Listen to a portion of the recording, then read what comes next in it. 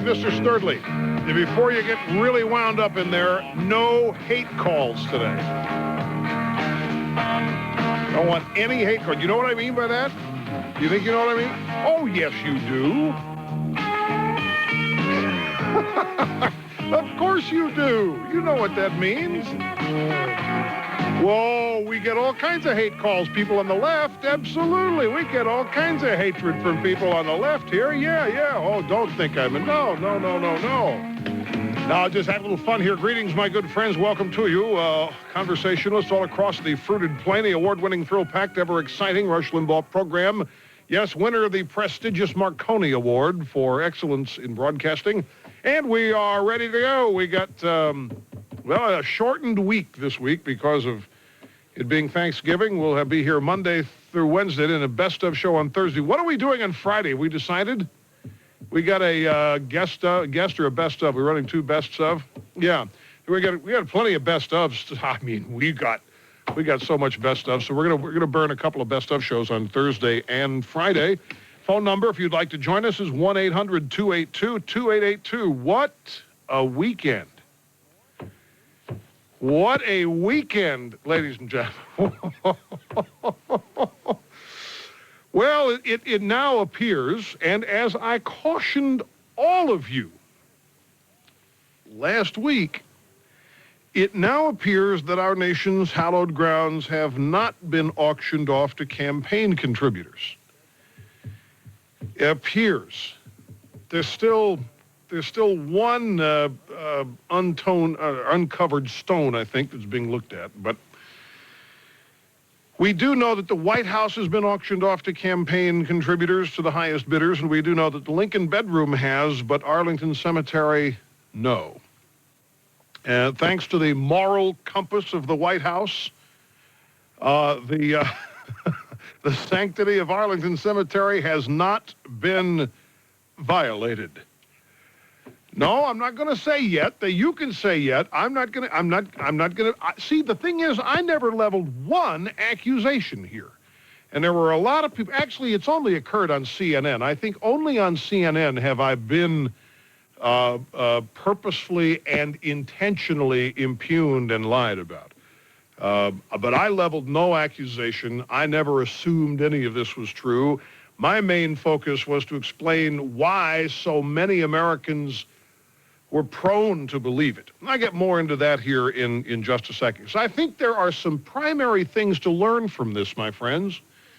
Lesson number one, and this is key, and I don't think anybody but me is going to have this take on it for you, so I want you to listen up real carefully. It is this. The White House first line of defense did not work. What's the first line of defense? Blame hate radio. Blame the wascally Republicans.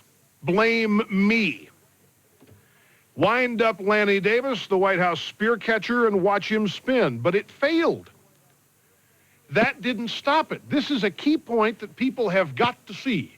Lanny Davis went out there and denied it. McCurry went out there and said that this was just hate radio that was working its usual magic. But it didn't work. The mainstream press demanded data. Everybody demanded proof.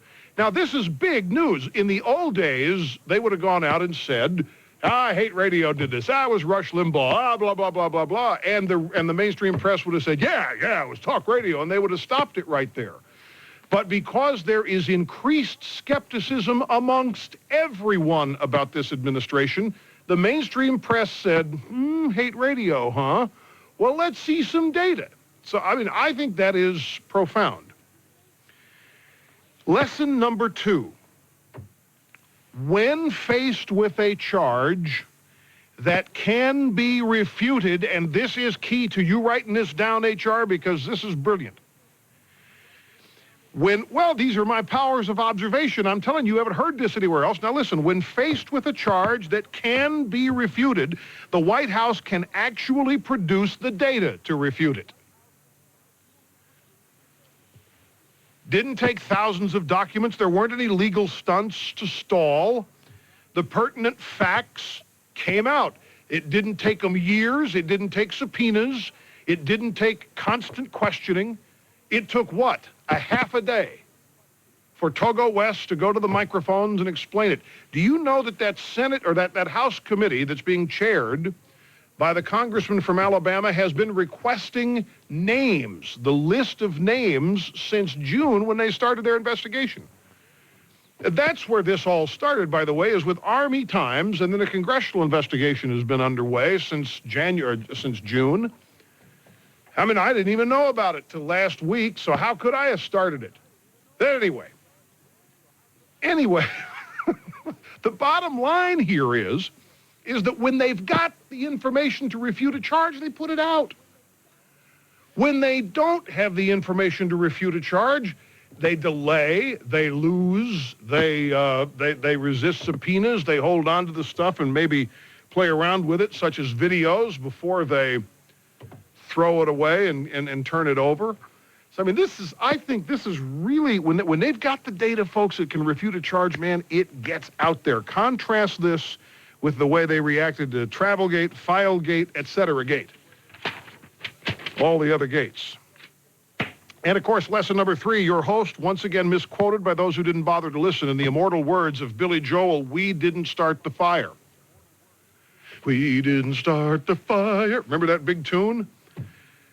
This charge has been festering for months. As far back as June in the Army Times, it has been whispered about. It's been looked into by Congress, and it festered, and all we did actually was bring this to a resolution. A wonderfully rapid resolution. And if you listened with both your ears, you heard me caution on Wednesday and Thursday, we don't know if these charges are true or false, but you did hear me make the point that with this administration, it seems plausible, and that's why so many people are so upset. So I spent some time watching the Sunday morning shows, and it came up a little bit on the Russert show. He had on his roundtable, he had Novak and Sapphire. And Novak and Sapphire mentioned no names. They just thought it was ridiculous for the Republicans to react the way they did before the facts were out. Sapphire's main concern is that if they're going to accept this without any facts, and it's just next time something comes up that does have facts, that is a serious charge, people are going to be reluctant to believe it. And I think it's a good point. But I have to even tell you this. If you go back, I forget which day it was, Thursday or Friday, we should get the tape.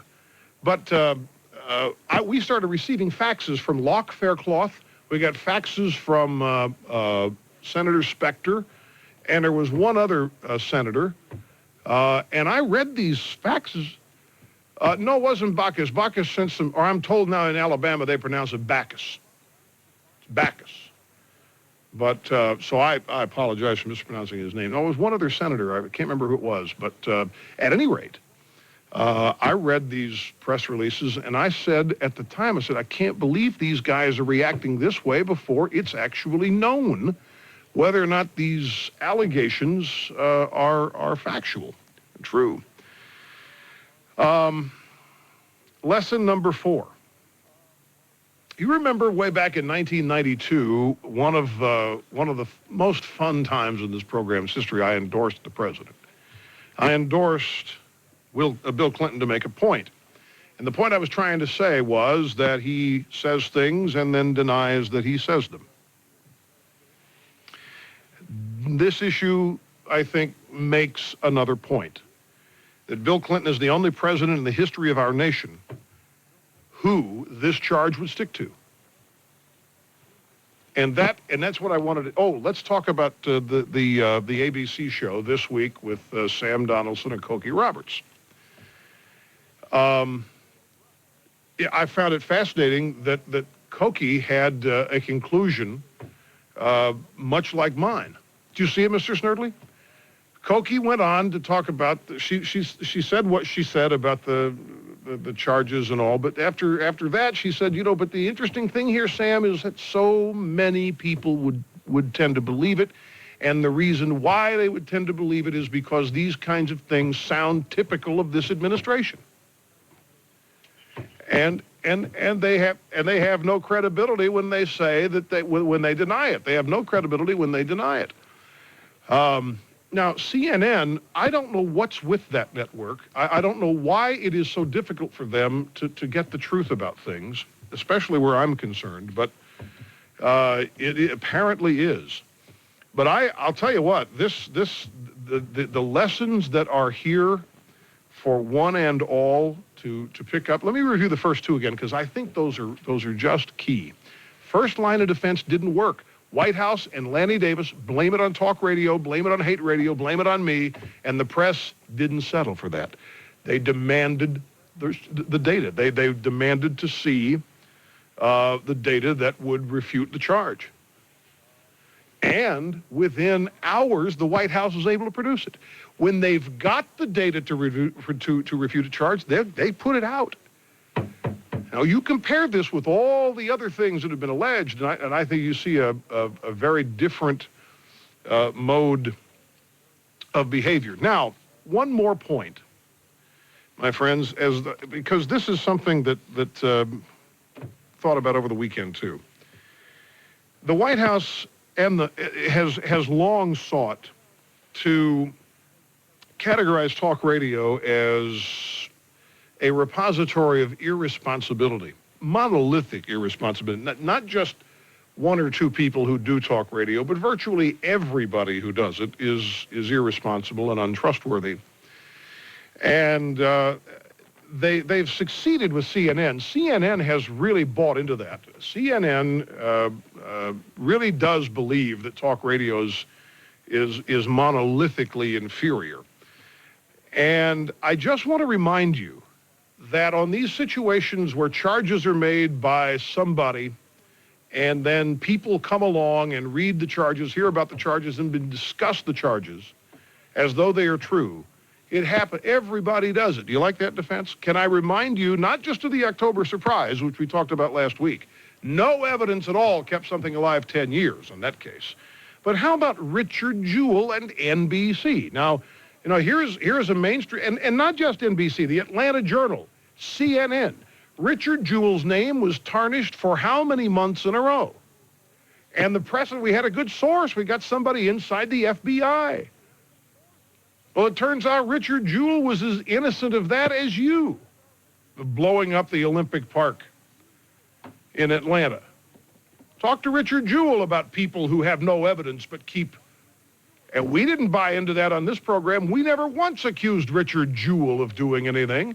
We reported what others were saying and immediately raised questions about this. You remember what I said about it? I said the source that fingered Richard Jewell is suspect to me. It's some high intellectual college professor or college president where Jewell used to work as a security guard.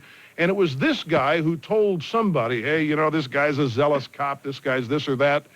And so Jewell's reputation was tarnished by people he had worked for, by people who don't understand Richard Jewell. I mean, all Richard Jewell ever wanted to be was a cop.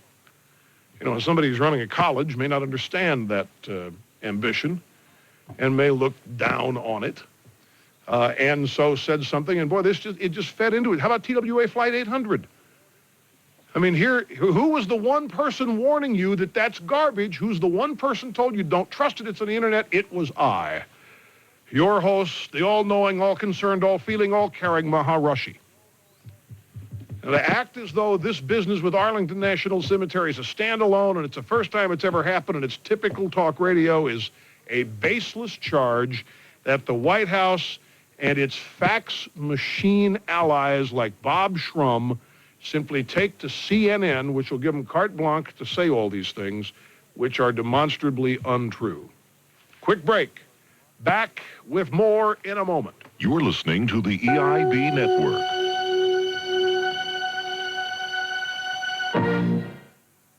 It's time for opinions and analysis of the news, not necessarily the opinions of this station. Here's Tom Tradup. Yes. It's the start of a brand new week of fun at Northern High School in Baltimore this morning, where officials are trying to deal with the hard feelings brought on Thursday when the principal, Alice Morgan Brown, suspended nearly 1,200 of her 1,800 students after they refused to return to their homerooms to pick up their report cards.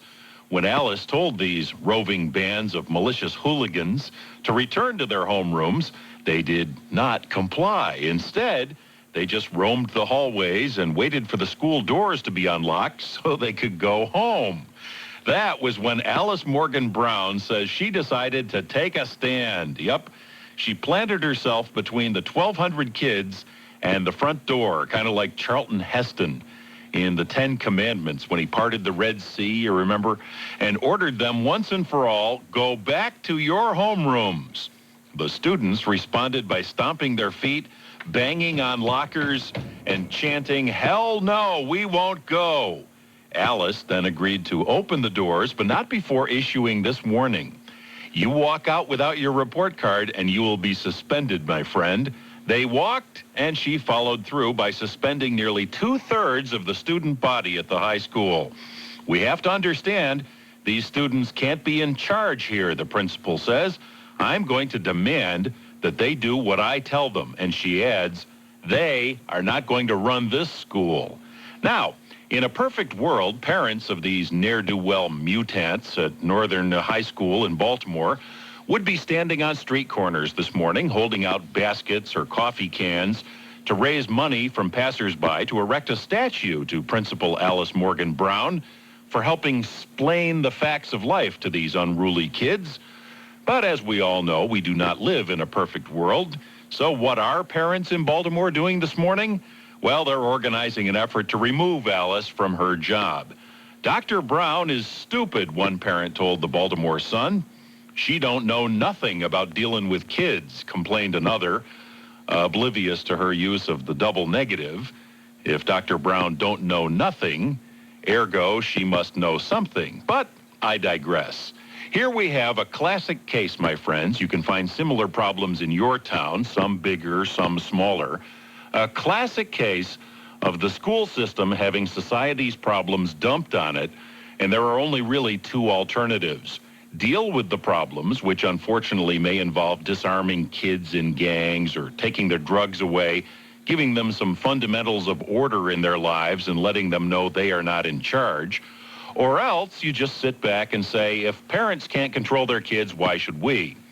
I'm throwing my vote behind the Alice Morgan Browns of the world.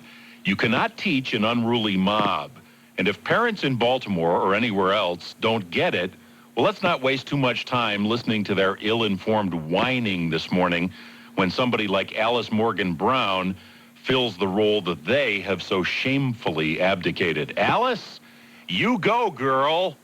For Daybreak USA, I'm Tom Tretta.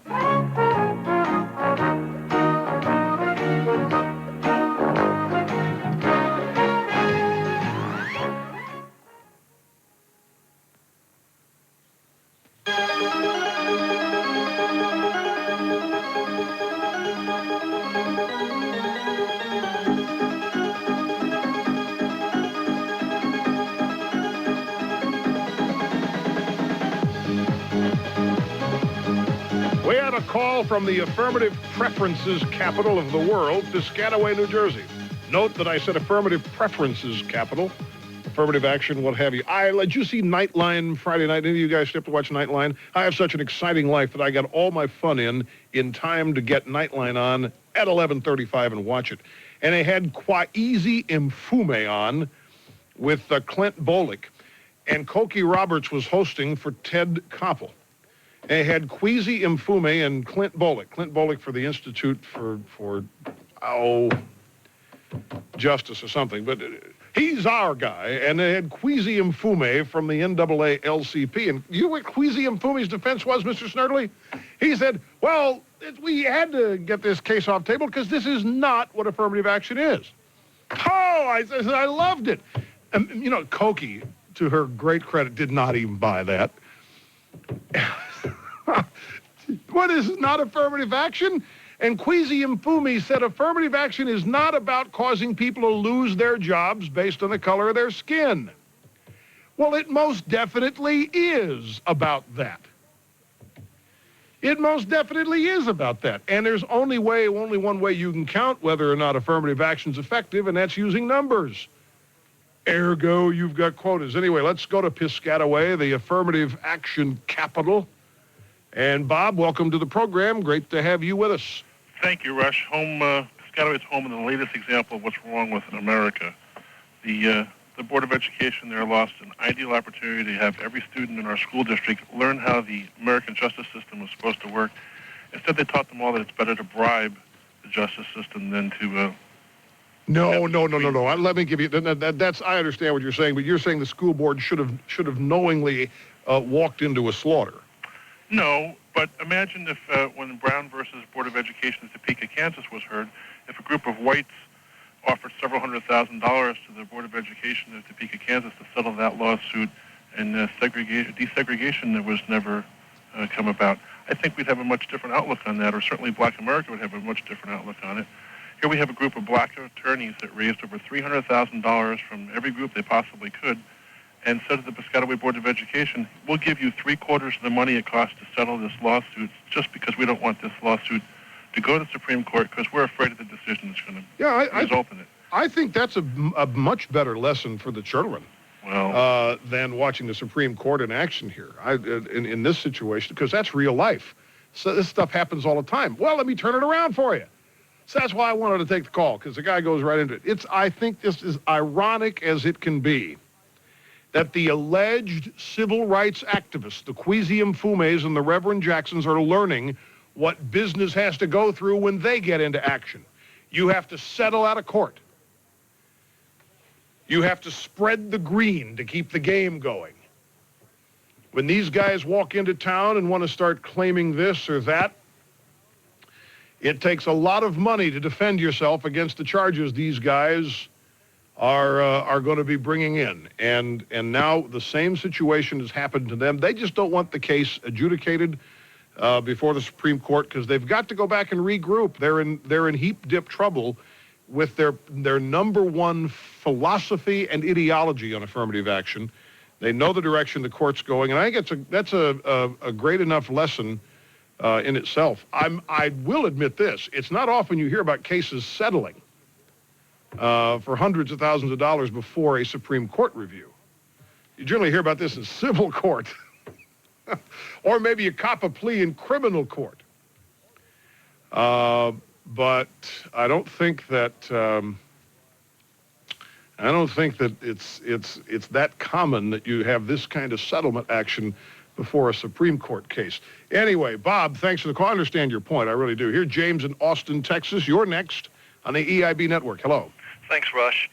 I just wanted to ask you a question. Last week on the Evans and Novak show, you were asked by Mr. Evans about the pro-life, pro-choice issue and how it was affecting the Republican Party. And your response was, our problem as conservatives with the Northeast corridor of liberal Republicans up there, and that some Republicans might be taking a more moderate stance on abortion because of coffee parties and not getting around to those cocktail parties. Cocktail parties. Yes, I'm glad you remembered my answer. Right, and I just wanted you to kind of clarify your answer. I'm a little confused on what you were trying to mean by that. Maybe you could play that clip or something. These people are concerned about what people think of them. They want to be thought of within their own group of people. And Northeastern liberal Republicans, or the Rockefeller Republicans, I'm telling you right now, James, despise the Christian Coalition. They do not like at all the fact that there is a pro-life movement that is dominant in the Republican Party.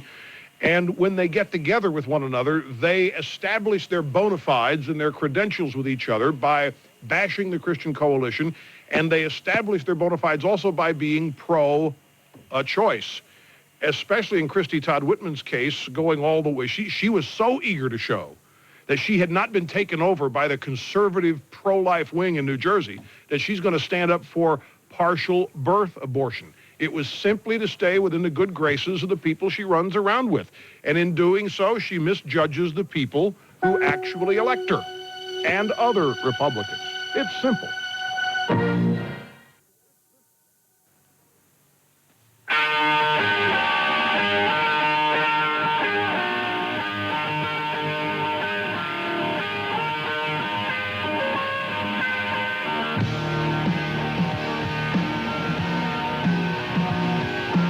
My friends, a new psychological disorder has been discovered. Details coming up.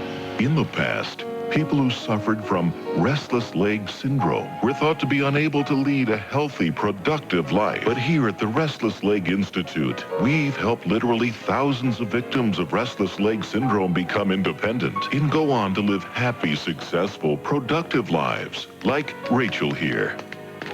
Her tap lessons have really changed things, opening doors to many opportunities she would have missed. Or take Matthew here by riding the stationary bicycle equipped with a 200,000 kilowatt generator. Matthew provides a safe, clean alternative energy source to the Institute and 32 surrounding homes. Are you tired yet, son? No, sir. Graduates from the Institute include Pele, Elvis Presley, and the entire cast of Riverdance. So if you or someone you know suffers from restless leg syndrome, tell them about the Restless Leg Institute before it's too late. Now, that's not the new one. It's an old one. We told you about that one a long, long time ago. Much to the delight of the Restless Leg Syndrome website managers, the report increased visitation to the site. No, there's a new psychiatric disorder that has been discovered. It is called muscle dysmorphia. Muscle dysmorphia, a newly identified psychiatric disorder that might be the flip side of anorexia nervosa. It is a preoccupation so powerful that those who suffer from it often give up their jobs so they can spend all day at the gym. Do you know who these people are? These are your bodybuilders. These are your workout freaks. These are these people with sculpted bodies. And they look in the mirror and they see themselves as 98-pound weaklings. And they say they're not big enough. They're not bulked up enough. They're not strong. So they spend all day in the jail. They already have 400 pounds of muscle on their bodies. They look at themselves and they see 98-pound weaklings. It's like skinny as a rail Twiggy types look in the mirror and see Mama Cass. And so they keep dieting and not eating anything. It's the exact opposite of that one, and it's been named muscle dysmorphia disorder. Next time you see a bodybuilder, be compassionate, be understanding. Not only do they have few genitals because of all the steroids, they also have a psychiatric disorder. Now back to the phone. Steve Sell calls, San Jose, California. Welcome to the EIB network. Thanks for taking my call, Rush. Hey. I had a comment about the whole scandal that wasn't with Arlington and the alleged selling of the plots. I'm wondering if it hasn't had a beneficial effect in that the analysis, even on your own program, the analysis, now that it turns out it is not, it was not true that he sold these things, the analysis now is look how believable it was. Because if it were true, and let's say that people were hunting it down, we probably wouldn't know that it was true for quite some time because the Clintons would be doing their paper shuffle, not being able to find the records. But now people are saying, look how believable this is. Look at how easy it was for the country in a matter of a day to be swept up in the believability of something that no other administration would have, been considered upon. Precisely right. Exactly right. And so what it means is that all the reporting about the scandals up till now has worked. All of the information that has been put out about the fundraising scandals, Filegate, Travelgate, it has worked.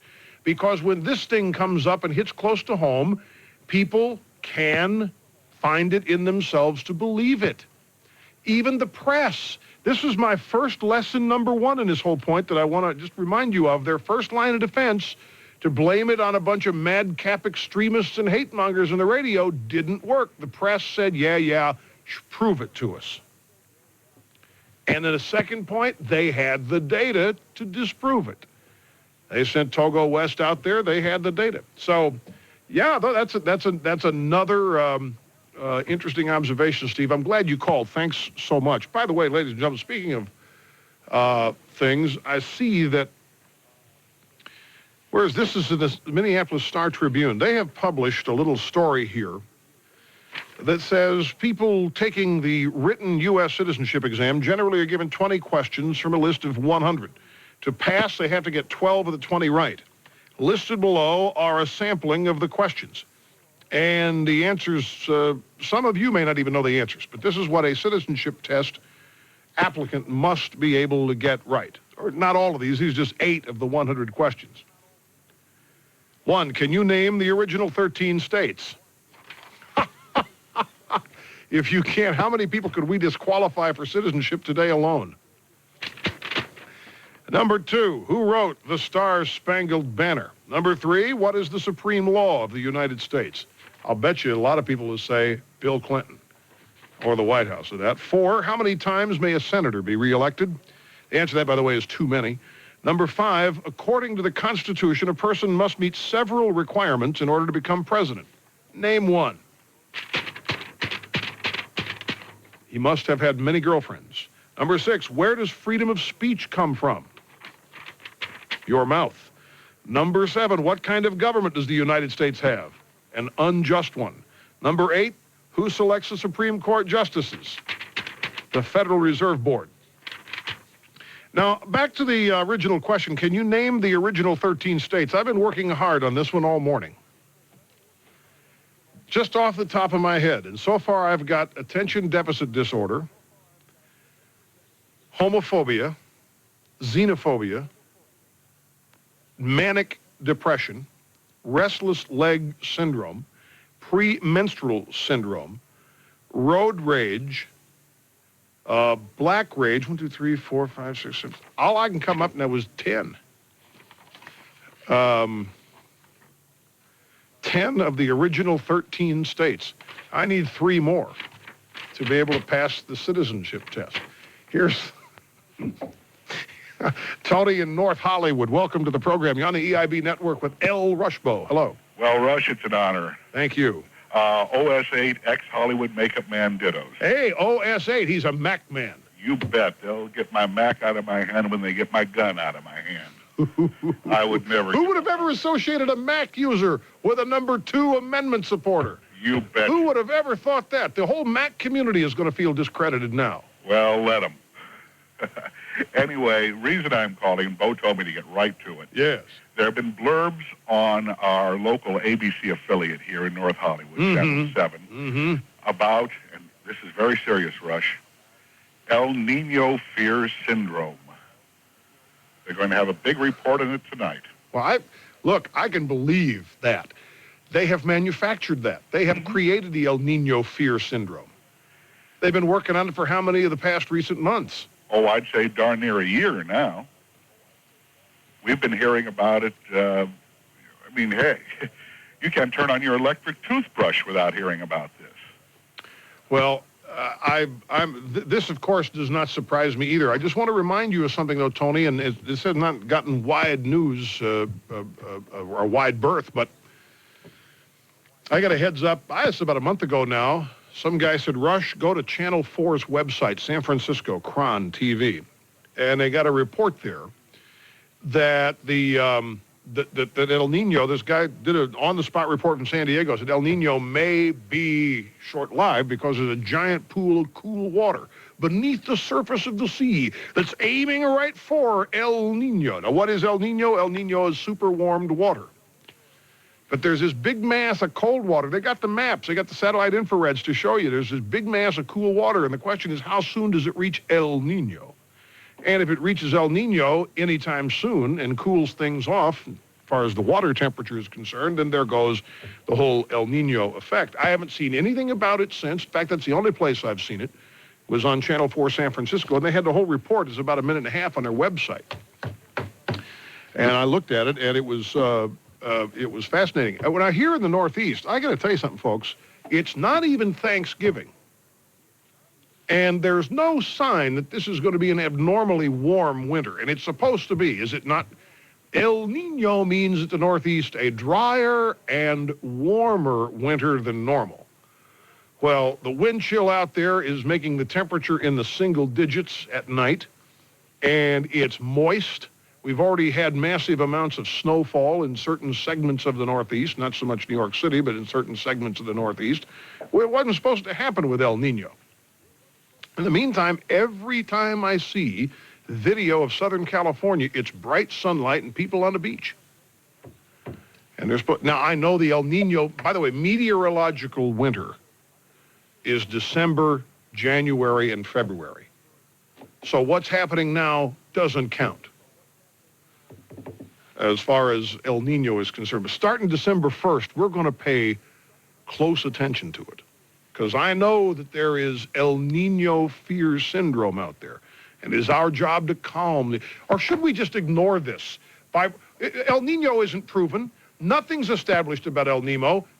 Maybe we should ignore the story. Wait for the facts. Maybe we shouldn't even talk about El Nino. People are suffering. Why make them suffer even more? Why scare them to death? Why get people all worked up? We're just going to have people calling the program in tears about the potential destruction of their whole lives. Why should we talk about it? It is not proven. It's same with global warming.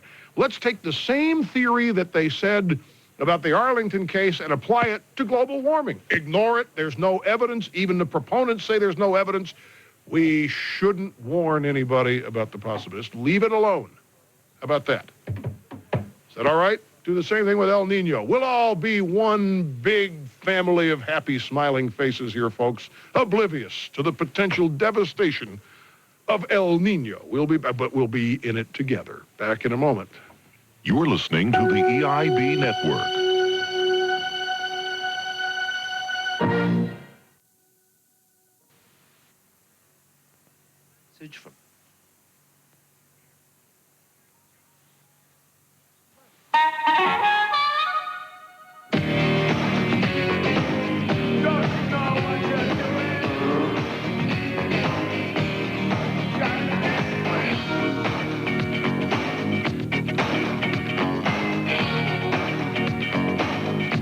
Maybe we ought not be playing this in honor of the recently departed Michael Hutchence. There's a controversy. The lead singer of that group is Michael Hutchence. That group is NXS, and they found him in a hotel room at a Ritz-Carlton in Sydney, Australia. They found him hanging to death. He's hung or hanged by his belt. And there are two theories. One, that he just committed suicide out of a general despondency, and the second thing is that he was engaged in a kinky sexual maneuver that requires partial asphyxiation or near asphyxiation while enjoying other pleasures, and something went wrong. Now, his fiancée is the divorced wife of the Boomtown Rats founder, Bob Geldof, he of Live Aid fame. Or was it Live Aid or so many of those things? We Are the World is, feed the Ethiopian movement. Anyway, apparently, this Hutchence and Bob Geldof, the Boomtown Rats, hated each other because they shared a common woman.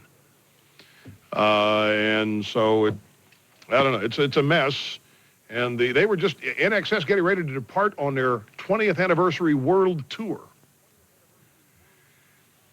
So I had no idea that was coming up in the rotation. I don't mean any disrespect with that. Cincinnati, this is Nate. Nate, glad you called. You're on the Rush Limbaugh program. Well, good afternoon, Mr. Limbaugh. How are you? Hey. Nate, have you been on this program before? Just once. Yeah, I thought so. I think you, because when you were on, and I forget what it was about, but I got a lot of mail from Cincinnati. You're a famous guy in Cincinnati. Well, not really. Yeah. Mr. Limbaugh, I'm calling you today. First of all, let me say we listen to you on 550 CKY here in Cincinnati. That's right. Great radio station. Yeah. Now, Mr. Limbaugh, you know Cincinnati is the home of Procter & Gamble. This is where their corporate headquarters are, and they produce and manufacture Pampers diapers. That means a lot of pollution in Cincinnati. Is that where you're going? I don't know about that. No, but the point of my call is that last week, as you know, Mrs., I believe her name is McCauley. McCoy. McCoy. No L in there. Had 7 children, and this was like a major story. She got a call from the president, got a free house, a free van, and diapers for life, along with a whole bunch of other stuff, right? Mm-hmm. Now, this weekend, I was watching Black Entertainment Television, and they had Why am I not surprised? Well, I try to get around. Okay. We can't just all listen to Rush Limbaugh all day. I understand. You need a diversity of There you go. And they had a story about a family, a woman named Jacqueline Thompson, and her family. Apparently in May, she had 6 babies, and she's, of course, an African-American. And the question has been raised on black radio station. I've been listening today, CIN in Cincinnati and some other ones, and in black newspapers. Yes. Why was there not the same type of outpouring of support for this family, the Thompsons in Washington, D.C., that there was for Mrs. McCoy, and I guess she was from somewhere out west. She was in Iowa. And I wanted to get Iowa, your not take far on it. away from you at all. She was from Iowa. Iowa. I'm trying to get your take on that because Well, you know. I'll tell you, Nate. I'll tell you, this is actually a good question because you're right. The president called them McCoys, and I guess he hasn't called Mrs. Thompson. Is that right? That's right. Yeah. I think there are two things here to say about it. One, the media didn't do anything about Mrs. Thompson's multiple births, did they? No. The media did all sorts of stuff about this birth in Carlisle. Right. And I think there's a phenomenon, Nate, I'm being very serious with you here. I think there's a phenomenon going on in America, and you saw it in the Princess Diana funeral week. That is, anytime there's a big story, Americans are no longer content to be consumers. They want to be part of it. Not just Americans, people all over the world. And I think that's why you have all these donations and all these signs. It's people trying to become part of the story. That's part of it. Number two, I think in the Iowa case, I think part of this actually is wonderful. This is the community coming together without the government, without any advice from the government. There hadn't been, Mrs. Clinton hadn't flown in and advised the village how to deal with this. They just all banded together. But I do believe that their genuine good-heartedness notwithstanding, the desire to be part of a huge story is a key factor in this. And the fact that the Thompson birth was not a big story in the media is the majority answer to your question. Okay. Well, Mr. Limbaugh, I guess not racism. I guess the reason I'm calling you is I don't think I've said it's racism. I'm just trying to get a grasp on it. Yeah. I just really think that I listen to conservatives quite often, and I hear them, number one, telling people to choose life over abortion. I think that's what happened in the Thompson instance. Yeah. It's my understanding from the reports that the Thompson family reached out, not to the government, but to individuals and big business and also help them out? To help them out? Yeah, also to their neighbors. And they were basically ignored or people just rejected their offers. Using their own neighbors ignored them? Well, I think so. I haven't seen anyone rally to their support. And so I think I would like to see in a month from now, I'd like to see Rush Limbaugh say, we started it here on conservative talk radio all across the country. People mean what they say when they say that we believe in charitable giving. That's the American way. We believe in philanthropy. I'd like to see, hopefully, by me calling your radio station and putting this out to people who don't seem to be concerned. Where does Mrs. Thompson? Where does Ms. Thompson live? Washington, D.C. Washington, D.C. Yeah, and I don't have an address. I tell you what, where is the mayor? Where is Marion Barry? If there's ever an opportunity for Marion Barry to show himself in a good light, it would have been this.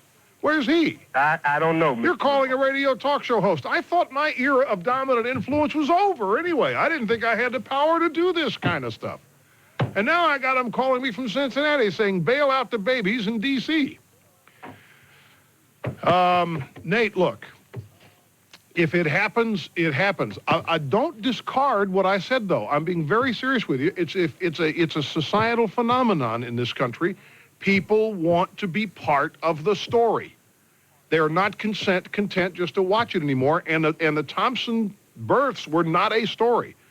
And there you're going to have to go find out why somebody judged it to be not a big deal. Maybe nobody knew. I don't know what kind of PR machine was behind this thing in Iowa beforehand. I don't think much. Nobody knew. That was a well-kept secret until it happened. At any rate, Nate, I got to run. I'm glad you called. Keep listening, and I enjoy your attempt to diversify and include us in that effort. I'm honored. We'll be back in a second. You're listening to the EIB Network.